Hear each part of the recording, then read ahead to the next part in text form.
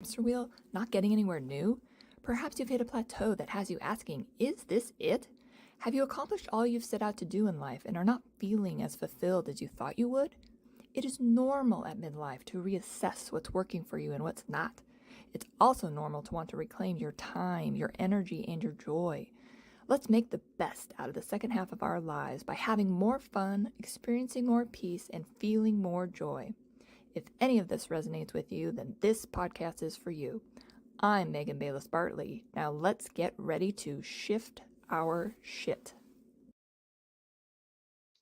Hello, welcome back to part 2, episode 7 of season 2 with Jennifer Komis. Hello. We left you with a cliffhanger about anxiety and how it affects the body and chronic illness. So Yes, Jennifer, yes. take it away. Tell us Yes, about what you want to yes. tell us about. Yes, this is a subject near and dear to many of our hearts, I Yes, think, yes. including mine.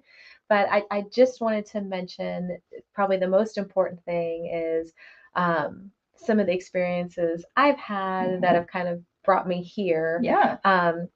So I was diagnosed with Lyme disease in 2018 and went through about a year of significant treatment prior to it going into remission, and deal with occasional flare-ups of that illness on and off. And what I learned through that process was the pre-Lyme disease person was very much a do as much as you can, as often as you can. You don't need to sleep that often, eat on the go. Rest was not prioritized. Workouts just needed to get harder and harder. So everything was forward motion, forward motion, forward motion.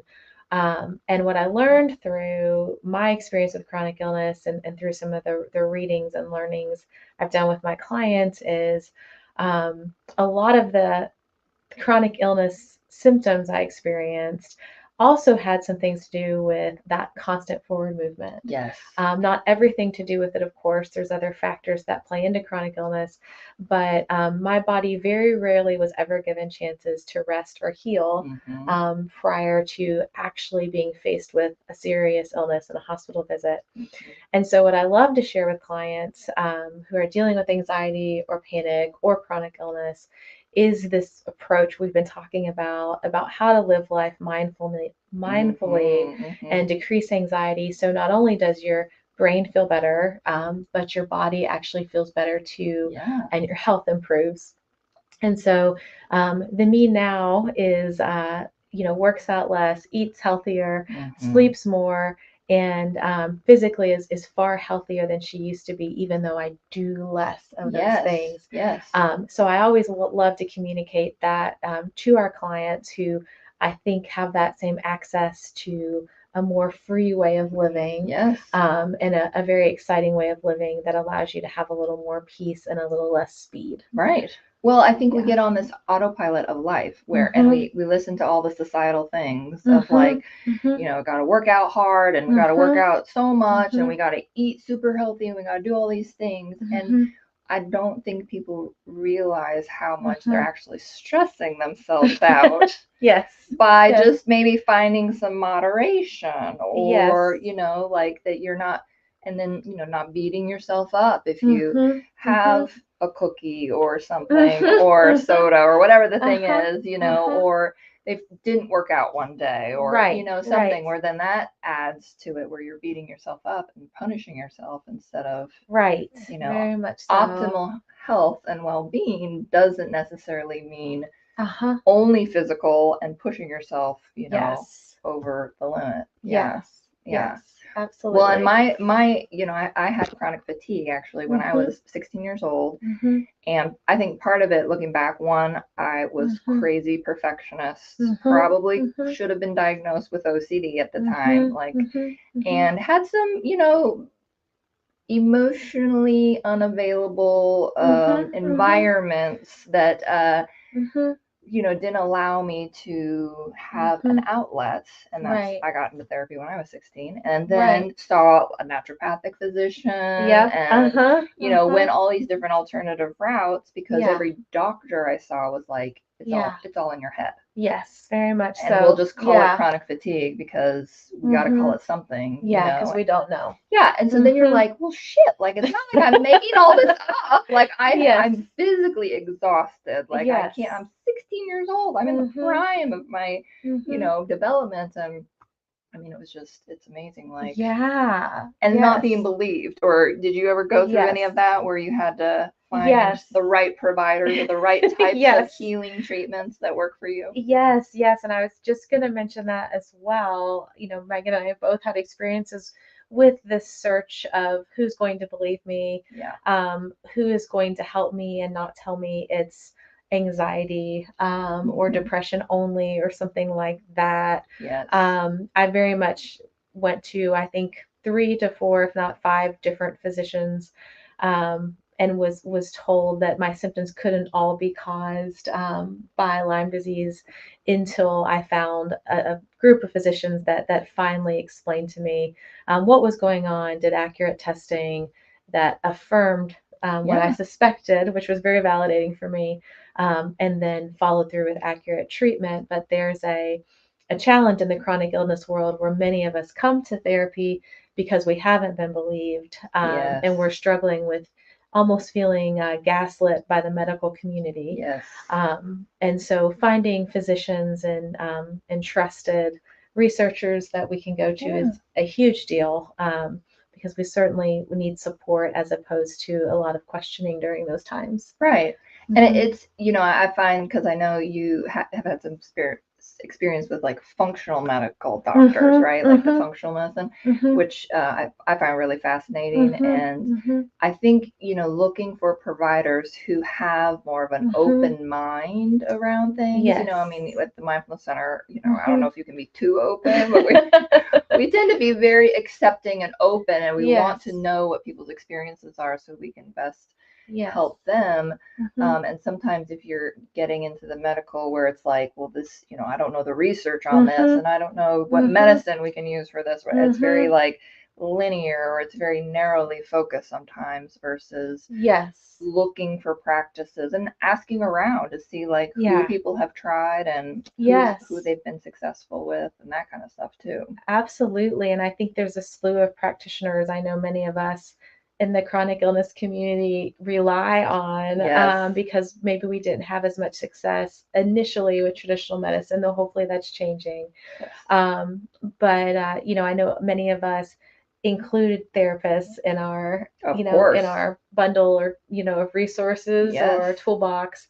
We included massage therapists, we included energy healers, functional medicine, MDs, acupuncturists. A large part of my healing was through Eastern medicine, herbal treatments, plus through the support of a medical doctor with traditional medicine. So there was a pairing of the two that really helped me, plus a slew of other individuals that were there for supportive care.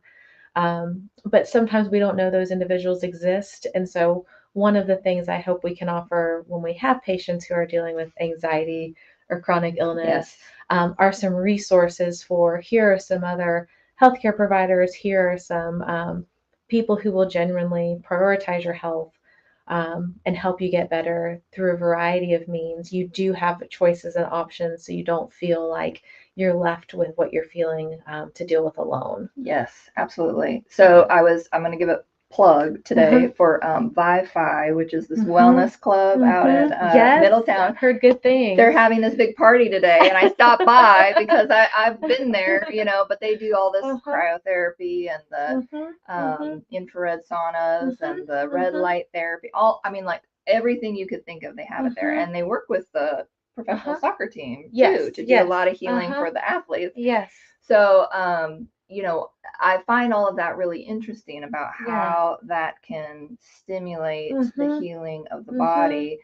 I've said on this podcast before, though, that how much I really believe in the hypnosis stuff and the how the mind believes certain things, or the belief system of certain things, right? Like if we subconsciously are really in this place of grinding and pushing and all those things, and where did we learn that? Did we learn that from our family of origin? Did we learn that in our schooling? Did we learn that in sports we played, or all those different things, and kind of reassessing, 40s, if you're in your 40s, everybody, 40s is about reassessing. Yes. So you're kind of looking, you're at midlife, and you're saying, like, do I want to do it this way for the next 40 plus years? Do I want to keep, is this going to sustain me? I'm not a 21-year-old, super nimble, like now I'm in refinement and I'm here. And so I think about that in the work that we do at the Mindfulness Center of how we think about anxiety and how we think about stress and how we think about